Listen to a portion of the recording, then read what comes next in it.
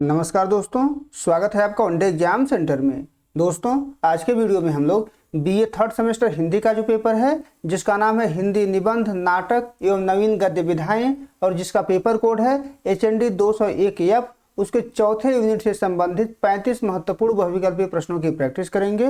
ये प्रश्न परीक्षा में बार बार पूछे जाते हैं, तो परीक्षा देने जाने से पहले इन प्रश्नों को जरूर देख करके जाइएगा। चलिए बिना देर के वीडियो को शुरू करते हैं। आपका पहला प्रश्न है, ध्रुवस्वामिनी नाटक के रचयिता हैं। किसके द्वारा ध्रुवस्वामिनी नाटक की रचना की गई है? तो ध्रुवस्वामिनी नाटक के रचयिता जयशंकर प्रसाद हैं। जयशंकर प्रसाद के द्वारा 1933 में ध्रुवस्वामिनी नाटक लिखा गया था। तो पहले का बी ऑप्शन आपका सही हो जाएगा। दूसरा प्रश्न है, निम्न में कौन सा नाटक जयशंकर प्रसाद का नहीं है? इसमें से कौन सा नाटक जयशंकर प्रसाद के द्वारा नहीं लिखा गया है? तो करुणालय, कामना, विशाख, ये तीनों नाटक जो है जयशंकर प्रसाद के द्वारा लिखे गए हैं।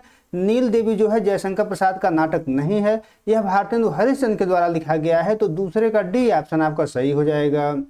तीसरा प्रश्न है, ध्रुवस्वामिनी नाटक का पुरुष पात्र नहीं है। इसमें से कौन सा पात्र ऐसा है जो ध्रुवस्वामिनी नाटक से संबंधित नहीं है?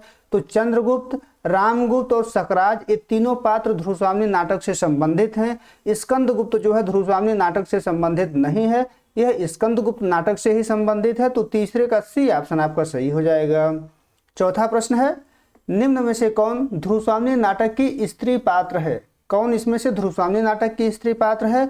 तो कोमा, मंदाकिनी, खड्गधारी, ये तीनों जो है ध्रुवस्वामिनी नाटक की स्त्री पात्र हैं। चौथे का डी ऑप्शन आपका सही हो जाएगा, उपर्युक्त सभी। पांचवा प्रश्न है, ध्रुवस्वामिनी नाटक का प्रकाशन वर्ष क्या है? तो ध्रुवस्वामिनी जो नाटक है 1933 में प्रकाशित हुआ था, जो जयशंकर प्रसाद के द्वारा लिखा गया है। पांचवें का डी ऑप्शन आपका सही हो जाएगा। छठा प्रश्न है, शिखर स्वामी किस नाटक का पात्र है? तो शिखर स्वामी जो है वो ध्रुवस्वामिनी नाटक का पात्र है। बी ऑप्शन आपका छठवें का सही हो जाएगा। आगे बढ़ते हैं, सातवां प्रश्न देखते हैं। सातवें प्रश्न में आपसे पूछा गया है कि ध्रुवस्वामिनी नाटक में कितने अंक हैं, यानी ध्रुवस्वामिनी जो नाटक है कुल कितने अंक में विभाजित है? तो ध्रुवस्वामिनी नाटक कुल 3 अंक में विभाजित है। सातवें का बी ऑप्शन आपका सही हो जाएगा। आठवां प्रश्न है, ध्रुवस्वामिनी नाटक में कुल कितने गीतों का प्रयोग किया गया है? तो ध्रुवस्वामिनी नाटक में कुल 4 गीत का प्रयोग किया गया है। आठवें का सी ऑप्शन आपका सही हो जाएगा। नौवां प्रश्न है, ध्रुवस्वामिनी नाटक किस समस्या पर आधारित है? तो ध्रुवस्वामिनी जो नाटक है वो स्त्री अस्मिता के समस्या पर आधारित है। डी ऑप्शन आपका 9वें का सही हो जाएगा। 10वां प्रश्न है, ध्रुवस्वामिनी किससे प्रेम करती है? ध्रुवस्वामिनी जो है चंद्रगुप्त से प्रेम करती है। रामगुप्त की पत्नी है लेकिन प्रेम चंद्रगुप्त से करती है। 10वें का बी ऑप्शन आपका सही हो जाएगा। 11 नंबर प्रश्न है, सच है वीरता जब भागती है तब उसके पैरों से राजनीतिक छल छंद की धूल उड़ती है, यह कथन किसका है? किसके द्वारा यह कथन कहा गया है? तो यह कथन ध्रुवस्वामिनी नाटक में मंदाकिनी के द्वारा कहा गया है। 11 का बी ऑप्शन आपका सही हो जाएगा। आगे बढ़ते हैं, 12 नंबर प्रश्न है, ध्रुवस्वामिनी नाटक का आरंभ किस पात्र के संवाद से होता है? तो ध्रुवस्वामिनी नाटक का जो आरंभ है वो ध्रुवस्वामिनी के संवाद से ही होता है। तो 12 का डी ऑप्शन आपका सही हो जाएगा।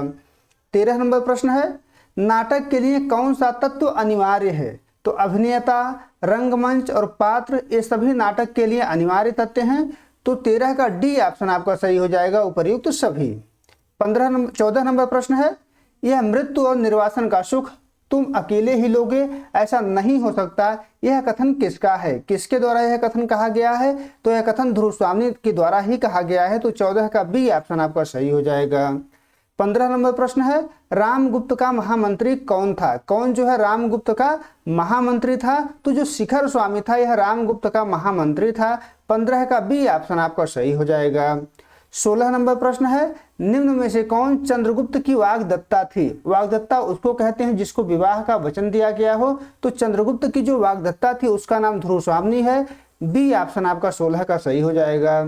17 नंबर प्रश्न है, पुरुषों ने स्त्रियों को अपनी पशु संपत्ति समझकर उन पर अत्याचार करने का अभ्यास बना लिया है, यह कथन किसका है? किसके द्वारा यह कथन कहा गया है? तो यह कथन ध्रुवस्वामिनी के द्वारा कहा गया है। 17 का बी ऑप्शन आपका सही हो जाएगा।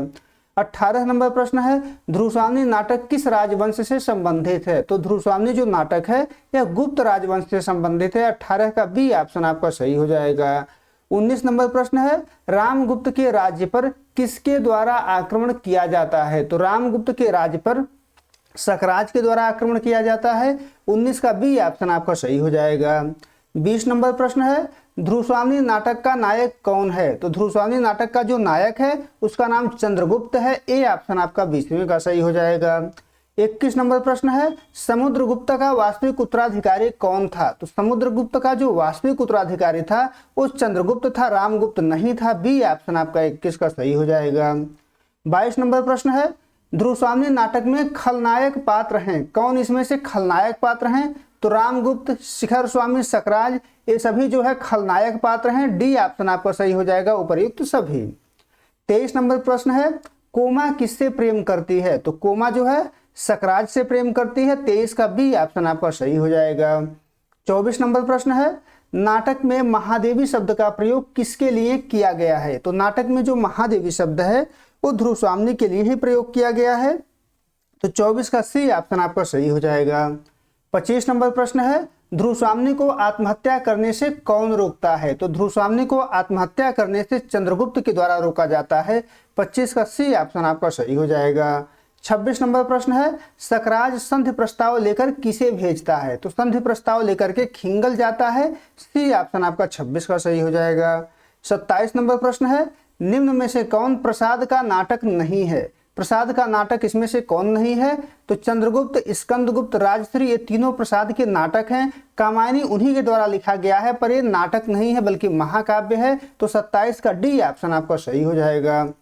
28 नंबर प्रश्न है, देवी जीवन विश्व की संपत्ति है, प्रमाद से, क्षणिक आवेश से या दुख की कठिनाइयों से उसे नष्ट करना ठीक नहीं, यह कथन है। यह कथन किसके द्वारा कहा गया है? तो यह कथन जो है चंद्रगुप्त के द्वारा कहा गया है। 28 का ए ऑप्शन आपका सही हो जाएगा।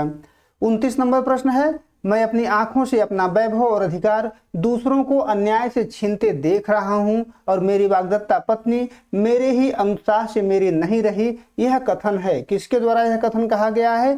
तो यह जो कथन है चंद्रगुप्त के द्वारा कहा गया है। 29 का सी ऑप्शन आपका सही हो जाएगा। 30 नंबर प्रश्न है, सकराज के शिविर में स्त्री का वेश धारण कर ध्रुवस्वामी को बचाने कौन जाता है? तो स्त्री का वेश धारण करके ध्रुवस्वामी को बचाने चंद्रगुप्त जाता है। तो 30वें का ए ऑप्शन आपका सही हो जाएगा। 31 नंबर प्रश्न है, सकराज की हत्या किसके द्वारा की जाती है? तो सकराज की जो हत्या है वो चंद्रगुप्त के द्वारा की जाती है। 31 का डी ऑप्शन आपका सही हो जाएगा।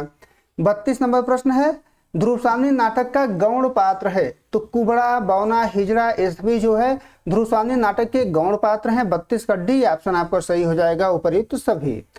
33 नंबर प्रश्न है, मैं तो दर्पदीप्ति तुम्हारी महत्वमयी पुरुष मूर्ति की पुजारिन थी, यह कथन किसका है? यह किसके द्वारा कहा गया है? तो यह कोमा का कथन है जो अपने पति सकराज से कहती है। 33 का बी ऑप्शन आपका सही हो जाएगा। 34 नंबर प्रश्न है, प्रेम का नाम न लो, वह एक पीड़ा थी जो छूट गई, उसकी कसक भी धीरे धीरे दूर हो जाएगी, यह कथन है। यह कथन किसके द्वारा कहा गया है? तो यह कथन जो है कोमा के द्वारा कहा गया है। 34 का ए ऑप्शन आपका सही हो जाएगा। 35 नंबर प्रश्न है, ध्रुवस्वामी ने अपने नीड़ की संज्ञा दी है, किसको दी है अपने नीड़ की संज्ञा? तो स्वर्ण पिंजर को दी है। सी ऑप्शन आपका 35 का सही हो जाएगा। उम्मीद है दोस्तों आपको वीडियो पसंद आया होगा। अगर वीडियो अच्छी लगी तो चैनल को सब्सक्राइब कर लीजिए, वीडियो को लाइक और शेयर कर दीजिए। बहुत बहुत धन्यवाद।